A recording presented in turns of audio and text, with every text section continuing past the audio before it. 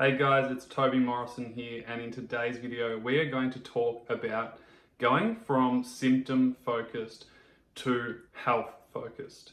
Now before we start, I have to say that when you're going through something like chronic fatigue syndrome or fibromyalgia or anything like that, it is extremely hard and excruciating, the symptoms that you're experiencing, and they are 100% real.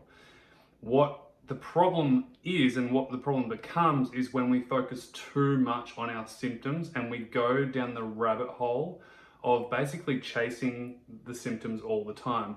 And our focus tends to go into that versus actually restoring our health and then getting our strength and stamina and vitality back. And I see this with my clients all the time when our members join our program. They are usually coming from a place of, desperation, focusing on their symptoms all the time, and trying to fix their symptoms. And when they transition from that aspect to actually building a proper healthy foundation and starting to really recalibrate their system and starting to build health, their symptoms start to disappear. And they're amazed by that. And all of a sudden, they've got more stable energy. And all of a sudden, they don't have a swollen glands or sore throat, or their pain in their legs start to go away because they start to do what's appropriate and right for them on a holistic level. And so I want to cover this in today's video because I think it's just so important. And even it was brought to my attention this week by one of our members, Ben, who said that he just stopped focusing on his symptoms for 1 week. He just decided, this is, I'm stressing out too much. This stress on top of what I'm experiencing isn't actually useful, which is what we teach in our program too. And so I'm just going to focus on what I can do versus what I can't do. And I'm going to not focus so much on my symptoms, but just do what's appropriate for me. Anyway, the results were astounding. He started to feel better. He started to be able to do more without feeling any worse. And he just did what was appropriate for him. And it's just so important that we are aware of these things, because adding worry and stress on top of what we're already experiencing is obviously counterproductive, and we don't want to do that. So I've got here my little notepad and pen. I wanted to show you guys, I've written 4 key things that we can do right now to focus on getting out of symptom focused versus starting to really become more health focused. And that's what we want to do in this video. So as you can see here, the first one is we have to stop chasing. Like I said before, I know how hard it can be when you're going through this. It's really exhausting, it's excruciating, and it's hard not to focus on, when you're struggling with pain, or you're feeling dizzy, or you've got headaches, or, gut problems. The list goes on, yeah? But we need to stop chasing our symptoms in the first place. We're playing the wrong game. If you're doing that, you are playing the wrong game. Long term, you need to have a long-term health-focused plan, rather than literally short-term trying to, aid this and manage this and do that. And if you're doing that and you're enjoying that and it's working for you, then that is okay. However, if it's not working for you, then this video might be for you. So, if you're happy doing what you're doing, you're managing it, and that's great, and it's working for you, you're happy with that, awesome, keep going. If it's not working and it's actually becoming worse for you, then this will be really helpful. So stop chasing your symptoms. It's like a gambler who chases his losses. Nothing ever comes good from that. We don't want to do that. Instead, we want to switch our focus completely from chasing and desperation to calm, steady appropriateness in the situation that you are currently in. And that starts with awareness and acceptance. When we can do those things and we can start to go, okay, well, this is where I'm at, what can I do? Then we start to move forwards. The second thing I've written here is lay the foundations. One of the key things when people start with us is we literally go back to basics and we get the 4 key pillars right first. Yeah, sleep, routine, structure, nutrition, and daily routine and structure. Yeah, so we want to make sure that we are looking after the day-to-day basics that are actually going to make a big difference in the short term and in the long term. You are better off building a healthy foundation versus just trying to manage your symptoms. And I'm going to show you quickly as well our baseline theory There's a deeper training on it, which I'll share with you in the link in the description. But laying a foundation first, having the correct baseline for you, will already, one, decrease the likelihood of you having these huge ups and downs and having these symptom flare-ups in the first place. And two, it's building your health. It's focusing on your health moving forwards versus staying stuck or looking in the past and trying to fix something that, you're just chasing, you're going backwards, or you're just staying where you're at. We want to start moving forwards and start progressing. Third one is consistency over intensity.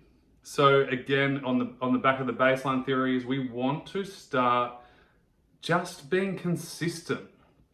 And a lot of people say, oh yeah, but nutrition doesn't help, and hydration doesn't help, and good sleep hygiene doesn't help, and restorative movement doesn't help. It's like, it might not help short term. I mean, it does for a lot of, our members literally can see changes within weeks sometimes. For others, it might take a lot longer. And this is the key. Recovery is a journey. It's not this overnight destination, or it's not working yet. Why isn't it working? Again, we're throwing more worry on top of what we're already going through. We don't need more stress when your body is already stressed out. So this is why consistency over intensity is so important for your recovery. You want to make sure that you are aiming for consistency, okay? Now, if you're eating healthy most of the time, but then you're throwing in your chocolate cake and your toast for breakfast and your box cereal and all your packaged stuff, you're not really making yourself the priority here. And sometimes we have to have a hard look at ourselves and go, are we actually really helping ourselves right now, or are we just kind of half-assing it? That's an Australian term by which it means that you're doing half of what you probably could be doing for yourself. And when we look at ourselves and reflect back and go, okay, well, yeah, I'm not 100% committed right now to everything that I could be doing to help myself. When that switch flips, it's amazing the results that start to come. As I said before, one of our members, Ben, changed that within an instant, and all of a sudden, went from focusing on his symptoms to focusing on building his health. And the results, he said, we have a weekly check-in, accountability check-in on our group. And it was amazing. He just had such a great week. He felt better. He was calmer. His nervous system was better. He was more relaxed. He had more energy. It wasn't a surprise for the result that he got with the changes that he made. Okay, this wasn't just a fluke. It never is a fluke. People who think it's a fluke are the people that aren't doing the work to actually go, wow, consistently, if I do the work, these are the results that I can get. So consistency over intensity. You don't want to try a bunch of million things and then, fall in a heap. Do the basics and do it consistently for a long period of time, and eventually things will start to click. Now, if you're trying and you're trying too hard, that can be counterproductive too. So there's a thing about being committed, but in a relaxed way. Okay, we want us to still do what's appropriate for you, which is why I've written that. And then the last thing here, which is really important, watching your narrative versus having a forward focus. Now, I'm sure you've been there, and I've been there, and we've all been there, where we start to go down the rabbit hole of the narrative. What's wrong with me? Why is this happening? Does anyone else have this? And we're looking for evidence to, make ourselves, feel like we're okay. And that's okay for a period of time. What we want to do is watch the narrative if it goes on for too long. If we're constantly in that narrative of what's wrong with me? Why is this happening? You can see the quality of those questions are quite weak, and the quality of the answers will not be that useful, okay? What would be more useful is going, well, what could I do right now with where I'm at? What could have I done differently that maybe got me here that I could change for the next time? So you're either progressing or you're learning. It's not this oh my God, I've made a terrible mistake. It's no, you can either progress or you just learn. And I think if you can come in with that narrative and realize, okay, well, what can I learn from this? What could I do differently? How can I help myself in this moment? Or what is my next best step? Those 4 questions are so much more helpful than saying, why me? What is wrong with this? What's happening? Why is this happening to me? Again, you can see that that narrative will spiral you into a more stressed state, which is not what you need, which is not what your nervous system needs or you want anyway. And so hopefully this video is a reminder for you to get out of that narrative, change the narrative to going forward focus. What can I do differently? How can I make this better right now? Or really, like, the great question is, what does self-love look like in this moment? That will be a more useful way to come from it than the opposite of that. Now, to finish with, guys, I want to show you the baseline theory. I have a whole training list. It's totally free. I'll leave the link in the description because it's a little bit longer. It's a 20-minute video. But as you can see here, what we want to do, and this will really help with decreasing your symptoms, is having a foundation to, 1, make sure that we stabilize, 2, can be consistent, and 3, start to progress. Okay? As you can see here, a lot of you would be experiencing these ups and downs, the pushes and the crashes, and it's really hard to make steady progress or to even feel good when we're doing that. So what we want to do is avoid these ups and downs and have little mini spikes up and down and build in a upward trajectory, okay? You'll see here, let's go, where are we? Yeah, you know, what you really want to be focusing on is less is more initially, consistency over intensity, maintain, progress. Maintain, progress. I'll teach you in the training anyway, it's just a little bit longer. But basically, the whole point is not to be like constantly going, okay, I'm gonna do 10% more and 20% more and 30% more. It's like, no, small increments when it feels appropriate. Don't let anyone push you into progressing when you're not ready. You need to tune into your body and listen to yourself, and you'll know within yourself when what feels right for you. When you honor your boundaries and you know what's right for you, you will start to feel better. And then you want to enjoy your baseline. It wants to be fun. You don't want to stranglehold recovery. And this is the problem. This is why this can be a huge problem as well. This whole symptom focus is you start to stranglehold it so badly that it just consumes your life.